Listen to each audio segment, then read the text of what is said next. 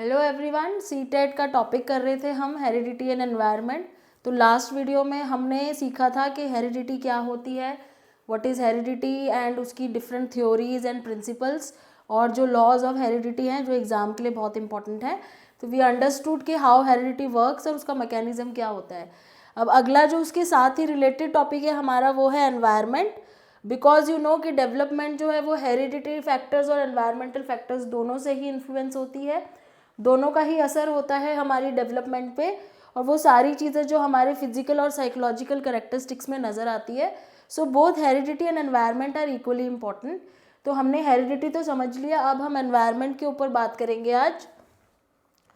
So first of all again, जैसे कि हमने हेरिडिटी की बेसिक डेफिनेशन पढ़ी थी, एनवायरनमेंट की भी बेसिक डेफिनेशन देख लेते हैं कि यूजुअली हम एनवायरनमेंट को के अंदर क्या लेते हैं। तो it refers to the condition to which an individual is subjected to. तो जो भी कंडीशंस होती हैं, जैसे कि प्री नेटल कंडीशंस भी हो सकती हैं। इसमें एनवायरनमेंट कहाँ से शुरू हो रहा है? बिफोर बर्थ से शुरू हो रहा है। जब कंसेप्शन स्टार्ट होती है, कंसेप्शन होती है बेबी की और baby is inside the वूम of the mother, तो वहीं से उसका एनवायरनमेंट शुरू हो जाता है, जिसको इन्होंने प्री नेटल बोला है। प्री नेटल का मतलब है बिफोर बर्थ। ठीक है, तो आपको पता ही है कि मदर की जो भी कंडीशंस होती हैं, मदर की एज होती है या उसका न्यूट्रिशनल इनटेक होता है या मदर की जो हेल्थ होती है, वो सारी चीज़ें वो किस तरीके से अपना मेडिकल केयर करती है, कौन सी मेडिसिन्स वो लेती है। तो ये सारी चीज़ें जो है वो एक बेबी का एनवायरनमेंट क्रिएट करता है, जिससे बेबी की हेल्थ के ऊपर बहुत ज़्यादा इफेक्ट पड़ता है। उसकी जो डेवलपमेंट वहाँ पे हो रही होती है प्री नेटल कंडीशंस में, उसमें मदर का बहुत बड़ा रोल होता है, क्योंकि मदर की हेल्थ कंडीशंस के ऊपर बहुत चीज़ें डिपेंडेंट होती हैं। सिमिलरली फिर पोस्ट नेटल होता है आफ्टर बर्थ। पोस्ट नेटल मतलब आफ्टर बर्थ जो एनवायरनमेंट होता है उसमें आ जाती है दूसरी चीज़ें, जैसे कि चाइल्ड रियरिंग प्रैक्टिसेस कौन सी यूज़ करी हैं, किस तरह बच्चे को पाला पोसा गया है, किन लोगों ने उनका बच्चे का ध्यान रखा है, उन लोगों का बिहेवियर कैसा था, कल्चरल एक्सपेक्टेशंस कैसी है, किस कल्चर में वो बच्चा पला है, उसके एक्सपीरियंसेस कैसे रहे हैं, किस तरह की फैसिलिटीज़ उसको दी गई हैं या किस तरह की अपॉर्चुनिटीज़ उस बच्चे को मिली हैं अपनी लाइफ में। तो डेवलपमेंट में ये सारा एनवायरनमेंट होता है जो डेवलपमेंट के ऊपर जिसका असर होता है। तो it consist of prenatal environment as well as postnatal environment. Okay, so mostly अगर हम देखें तो ऑल ओवर एनवायरनमेंट ये सारा मिल के बनाता है सब कुछ।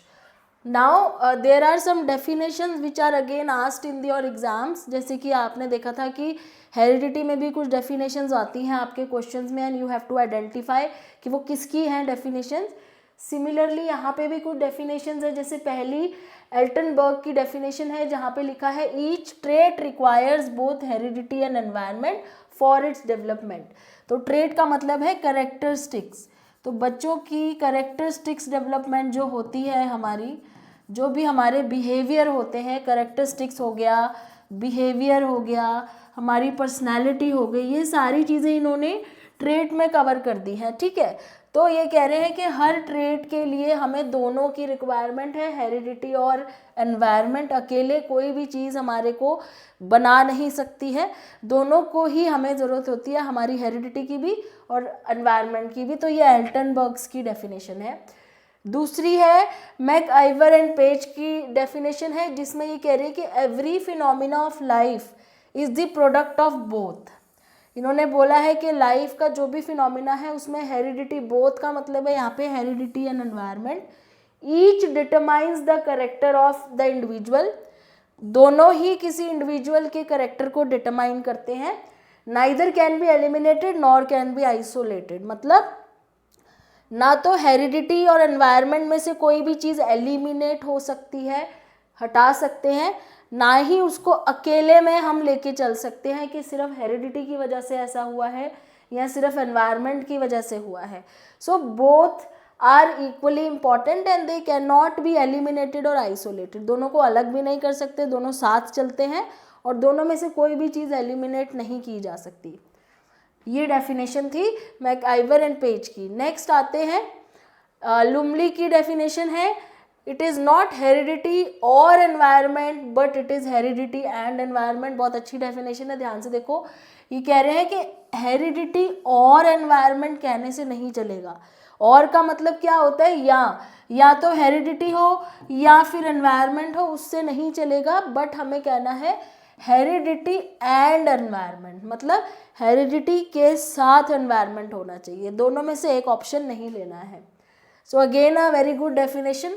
फिर उसके बाद नेक्स्ट जो डेफिनेशन आती है लैंडिस एंड लैंडिस की, heredity gives us the capacities to be developed but opportunity for the development of these capacities must come from the environment.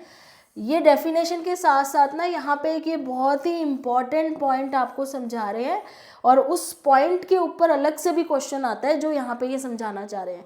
यहाँ ये कह रहे हैं कि हेरिडिटी ना हमें कैपेसिटी देती है, हमारे अंदर जो कैपेसिटीज़ हैं या हमारे जो स्किल्स हैं, टैलेंट हैं, जो कैपेबिलिटी है, हम क्या क्या कर सकते हैं, हमारी क्षमताएं हैं, हेरिडिटी से हमें वो मिलती है। ठीक है, अगर हमारे पेरेंट्स किसी चीज़ में अच्छे हैं तो हो सकता है हम वो चीज़ और अच्छा कर लें, तो हमें उनसे हेरिडिटी से कैपेसिटीज़ मिलती हैं।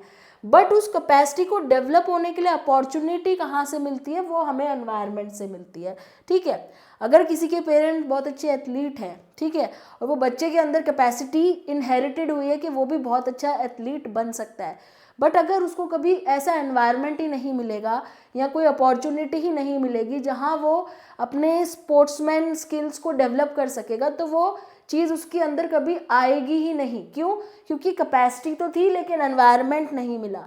इसीलिए कैपेसिटी तो हम इनहेरिट कर लेते हैं, लेकिन उस कैपेसिटी को शो करने के लिए, उसको बिल्ड करने के लिए हमें एनवायरनमेंट की ज़रूरत होती है। इससे रिलेटेड आपको कई बार क्वेश्चंस भी आते हैं कि अगर बच्चे में कुछ कैपेसिटी है तो उसको किस तरीके से वो बिल्ड करेगा, उसको पर्टिकुलर एनवायरनमेंट ज़रूरी है देना। अगर कभी मौका ही नहीं मिला तो उसे पता कैसे चलेगा कि उसके अंदर ये टैलेंट है। ठीक है, तो ये बहुत ही इंपॉर्टेंट कॉन्सेप्ट यहाँ पे इन्होंने दिया है अपनी डेफिनेशन के थ्रू। फिर आती है एनास्टेसी की definition, the environment is everything that affects the individual except the jeans.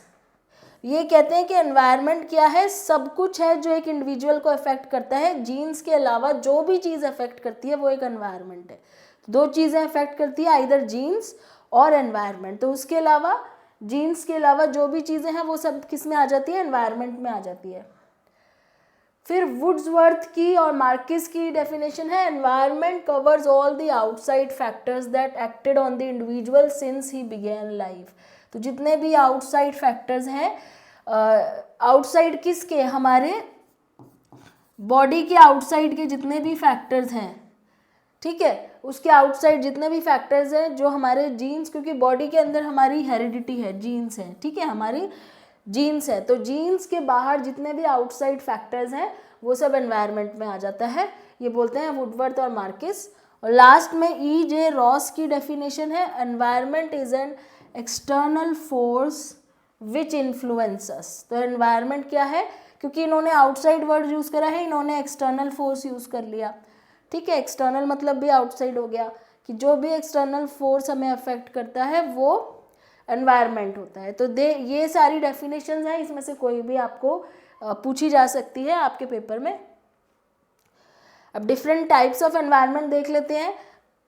There are many types of environment. तो सबसे पहले तो फिजिकल एनवायरनमेंट है, जिसके अंदर जोग्राफिकल फीचर्स आ जाते हैं, जैसे फूड, किस तरह का खाना खाते हैं, टेम्परेचर क्या है उस जगह का जहाँ हम रहते हैं, क्लाइमेट कैसा रहता है, रिसोर्सेज कौन से हैं।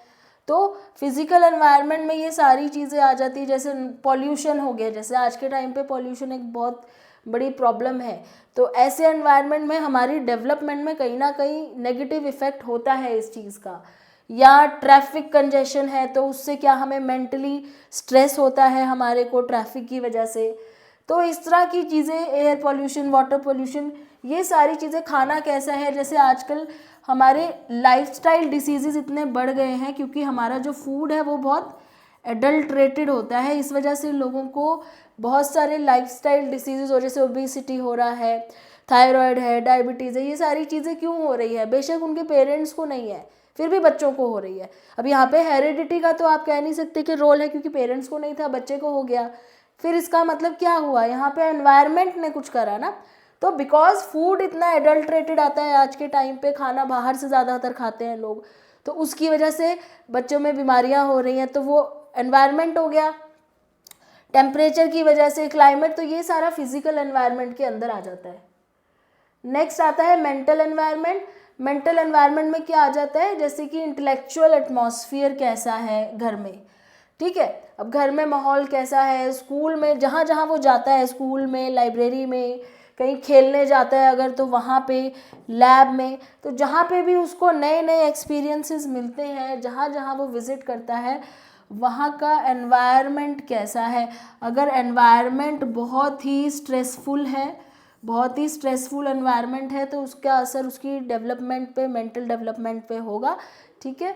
और काम है एनवायरनमेंट, कूल एनवायरनमेंट है, सपोर्टिव है, जैसे कि बोला जाता है कि स्कूल में बच्चे को सपोर्टिव एनवायरनमेंट देना चाहिए, फैसिलिटेशन देना चाहिए, ताकि वो मेंटली और ज़्यादा डेवलप हो सके। तो ये सारी चीज़ें मेंटल एनवायरनमेंट में आ जाती हैं। नेक्स्ट आता है social environment. Social environment includes association with the child that has from the very beginning.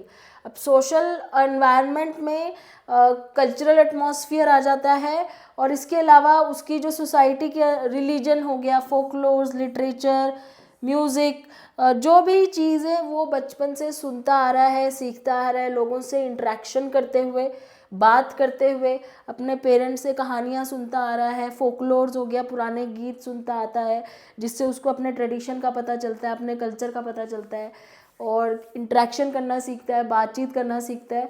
तो जो चीज़ें वो थ्रू सोशल इंटरेक्शन सीखता है, थ्रू सोशल इंटरेक्शन, वो सारी चीज़ें सोशल एनवायरनमेंट में आ जाती है। और वो अगेन बहुत इंपॉर्टेंट है, बिकॉज आइसोलेशन में हम उतना डेवलप नहीं हो पाएंगे, बिकॉज हमें कुछ कोई बताने वाला नहीं होगा, तो हमें पता नहीं चलेगा। तो बिकॉज ये सारी चीज़ें हम सुनते आते हैं, धीरे धीरे सीखते हैं, वैल्यूज़, मॉरल वैल्यूज़ हो गई या एथिकल वैल्यूज़ हो गई, we learn through social interaction, इसलिए ये सब बहुत इंपॉर्टेंट होता है। म्यूज़िक हो गया, ये they all play a very big role in our social development, so this is known as social environment.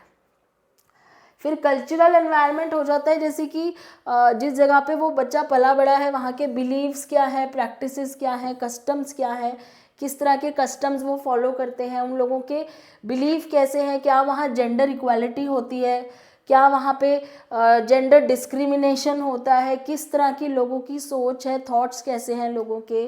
तो ये सारी चीज़ें जो है वहाँ के लोगों के, जिससे बच्चा इंटरेक्ट कर रहा है, जो उसके आसपास के एनवायरनमेंट के लोग हैं, चाहे वो स्कूल हो गया, फैमिली हो गए, फ्रेंड्स हो गए, सोसाइटी हो गई, उन लोगों की क्या बिलीव्स हैं, क्या कस्टम वो लोग फॉलो करते हैं, और उस कस्टम में किन चीज़ों को वैल्यू दी जाती है, फेयरनेस को वैल्यू दी जाती है, इक्वालिटी को वैल्यू दी जाती है, या वहाँ पे वो डिस्क्रिमिनेशन सीख रहा है। इससे बहुत फ़र्क पड़ता है बच्चे की खुद की मेंटल और सोशल डेवलपमेंट में। So these all things come under cultural environment. अब यहाँ पे हमने समझा कि एनवायरनमेंट क्या होता है और कितने टाइप्स के होते हैं। नाउ वी विल अंडरस्टैंड कि हेरिडिटी और एनवायरनमेंट सेपरेटली दोनों इम्पॉर्टेंट क्यों हैं, और उसके बाद कॉम्बिनेशन में दोनों इम्पॉर्टेंट क्यों हैं।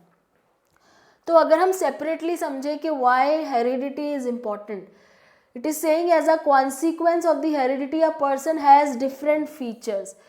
ठीक है, हमें हेरिडिटी की वजह से क्या होता है, डिफरेंट फीचर्स मिलते हैं, we all look different, there are variations, इतनी वेरिएशंस हैं ह्यूमन काइंड में, इतनी डिफरेंसेस हैं फीचर्स में, फिजिकल एट्रीब्यूट्स में, हमारी कैपेबिलिटीज़ में। तो एक तरीके से जो वेरिएशन आपको नज़र आती है वो किस वजह से नज़र आती है, बिकॉज ऑफ द हेरिडिटी।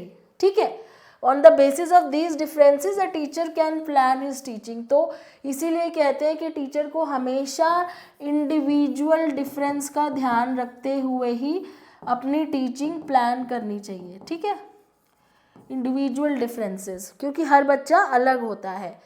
तो अब सारे सेम होंगे तो भी आप कैसे लेगा, आपको सोचो सारे के सारे सेम है दिखने में, the whole population is similar, which is not again very good thing. तो वेरिएशन, जो वेरिएबिलिटी हमें नज़र आती है वो हेरिडिटी की वजह से, तभी तो इतने सारे लोग हैं, उनके अंदर अलग अलग टैलेंट है और इतनी इन्वेंशंस अलग अलग तरह की वो कर पाते हैं, इतने सारे अलग अलग स्किल्स हमें देखने को मिलते हैं। कोई म्यूज़िक बहुत अच्छा बजाता है, कोई बहुत अच्छा डांस करता है, तो कोई पढ़ाने में अच्छा है, कोई पढ़ने में अच्छा। तो ये क्यों है? क्योंकि वेरिएशंस है, करेक्ट।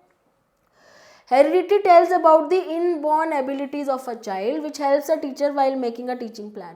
Heredity क्यों इम्पॉर्टेंट है? क्योंकि वो हमें बच्चे की इनबॉर्न एबिलिटी बताता है। तो सपोज हम ये कह सकते हैं कि कहीं पे अगर हमें लगता है कि किसी के पेरेंट्स बच्चों के बहुत ज़्यादा वेल एजुकेटेड है, तो हमें कहीं ना कहीं लगता है कि हाँ ये बच्चा भी, उसका जो है उसका असर बच्चे पे भी हो सकता है। May be the child can also be very intelligent academically, ठीक है। तो यहाँ पे मैं एकेडमिक इंटेलिजेंस का एग्जांपल देके आपको बता रही हूँ कि ऐसा कई बार हो सकता है कि हमें लगे कि पेरेंट अगर किसी चीज़ में अच्छे हैं तो वो बच्चे में भी हो, तो इनबॉर्न एबिलिटीज़ का पता चल सकता है। Heredity tells us about the difference in learning process.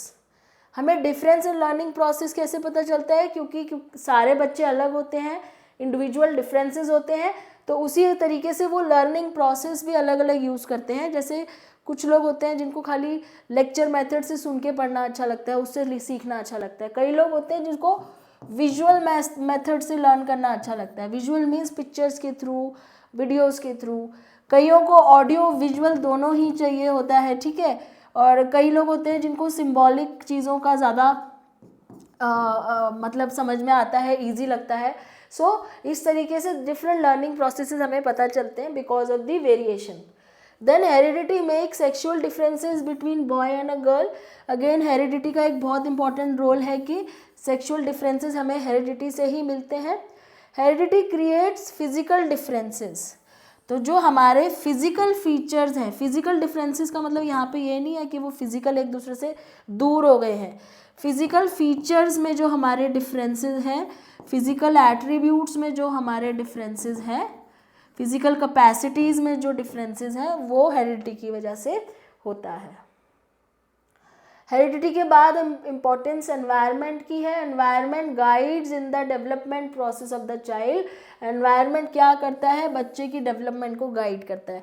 तो जैसे मैंने बोला कि बच्चे के अंदर इनबॉर्न कैपेसिटी तो होती है, लेकिन उसको बिल्ड करने के लिए, कैपेसिटी को पॉलिश करने के लिए हमें एनवायरनमेंट चाहिए होता है जो उसको गाइड करता है। A teacher can understand the environment and then create such an environment which makes the expression possible. तो टीचर क्या कर सकती है? बच्चे के अंदर कोई टैलेंट उसको लगता है अगर है, तो वो इस तरह का एनवायरनमेंट क्रिएट कर सकती है जिसमें वो उसको ग्रो कर सके। इस तरह के एनवायरनमेंट को हम कंड्यूसिव एनवायरनमेंट बोलते हैं। कंड्यूसिव का मतलब होता है supportive environment, so that the child can grow in that environment and freely express कर सके। फ्री एक्सप्रेशन का मतलब है जो चाहे वो उसको एक्सप्रेस कर सके। Then teacher can create cultural environment so then student can follow the ideals.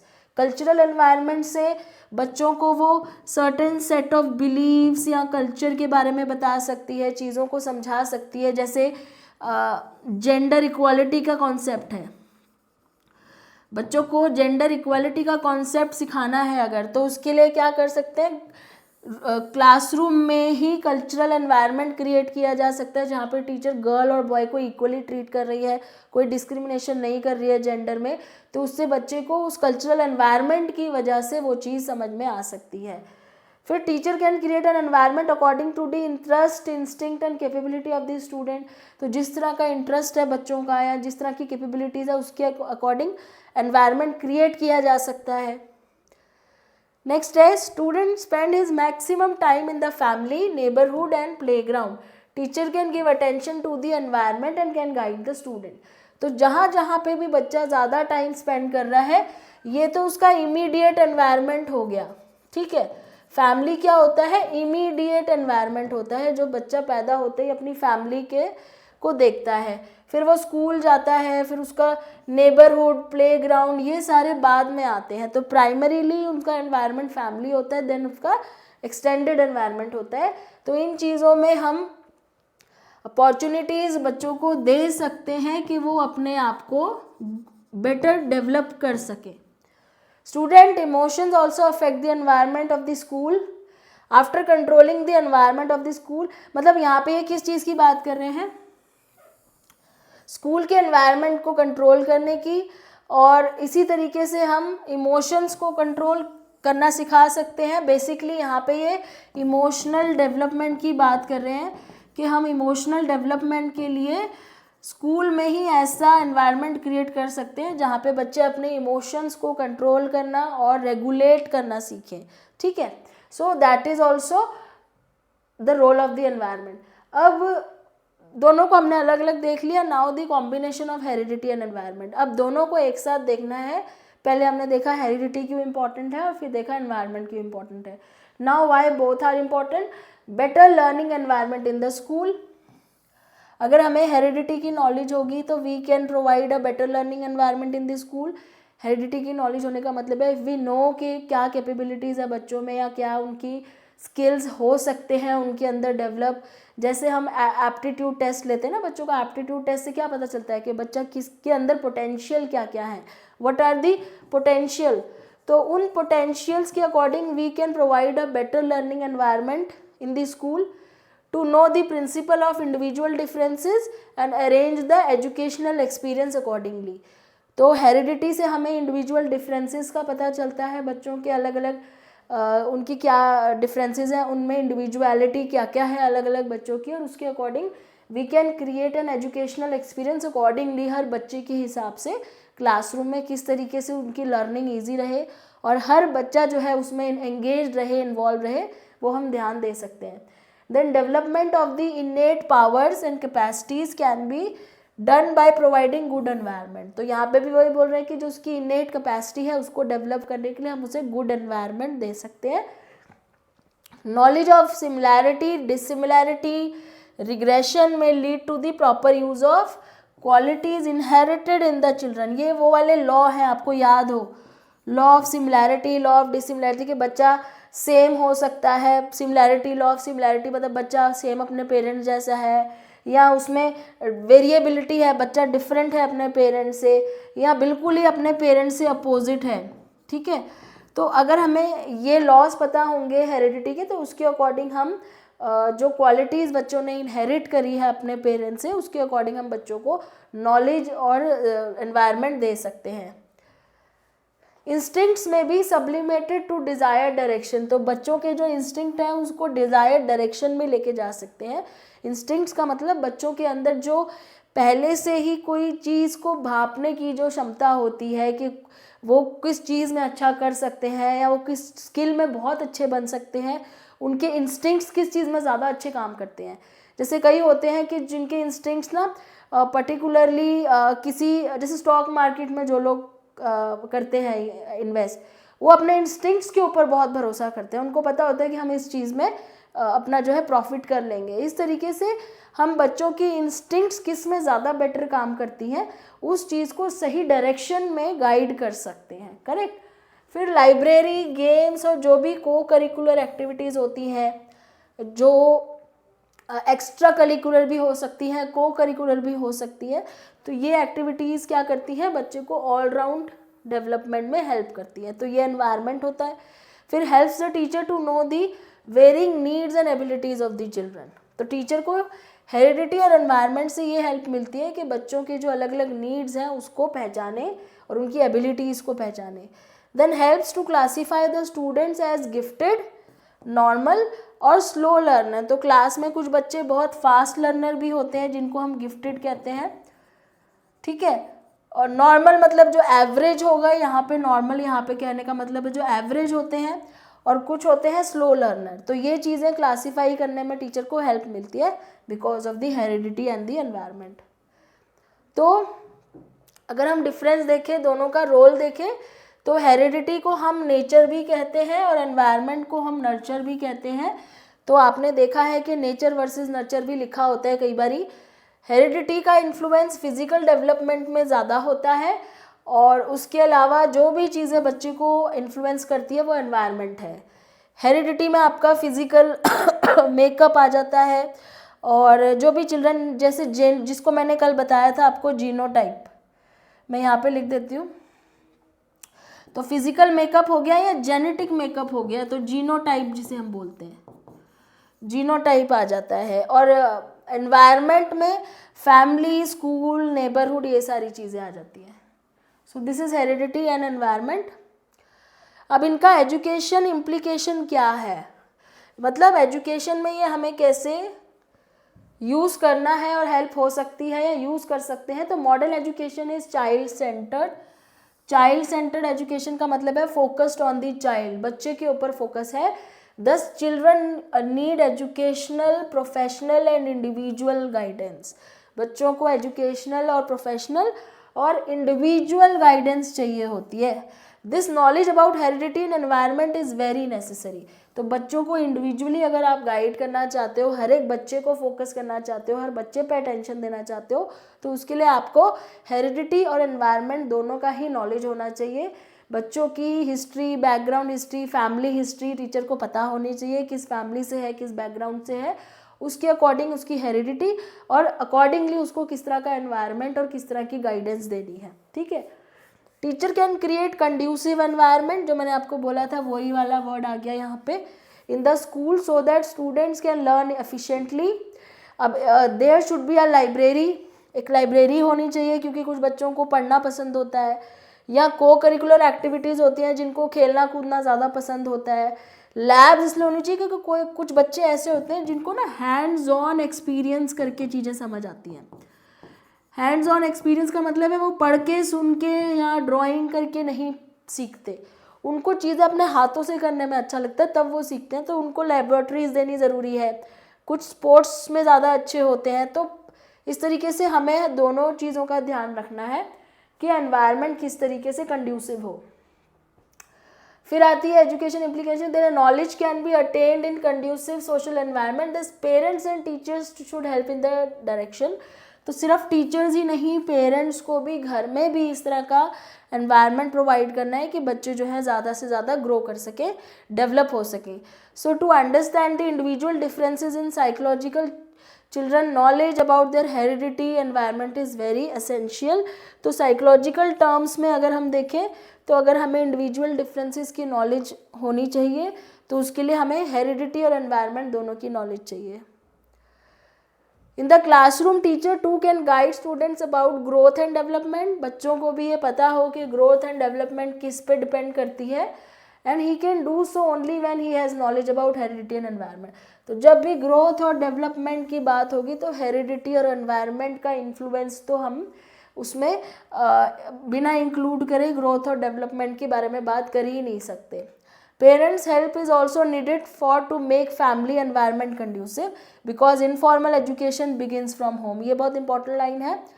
Informal education का मतलब है जो एजुकेशन आपको पेरेंट्स से ही, घर में से ही मिलना शुरू हो जाती है, तो वो तो हमारे घर से ही स्टार्ट हो जाती है हमारी एजुकेशन। तो उसके लिए घर में भी ऐसा एनवायरनमेंट हो जो बच्चों की डेवलपमेंट में हेल्प करे। So after this in the next video we will start with some questions. अभी मेरे पास कुछ ऐसे क्वेश्चंस हैं जो आपके पिछले एग्जाम्स में आए हुए हैं। So we will start with the question in our next video. तब तक आप हेरिडिटी और एनवायरनमेंट को, कॉन्सेप्ट को बहुत अच्छे से पढ़िए, समझिए, और कुछ क्वेश्चंस हो तो you can ask in the comment also, and in the next video we will do some very very very important questions. Thanks for watching and please do like, share and subscribe. Thank you.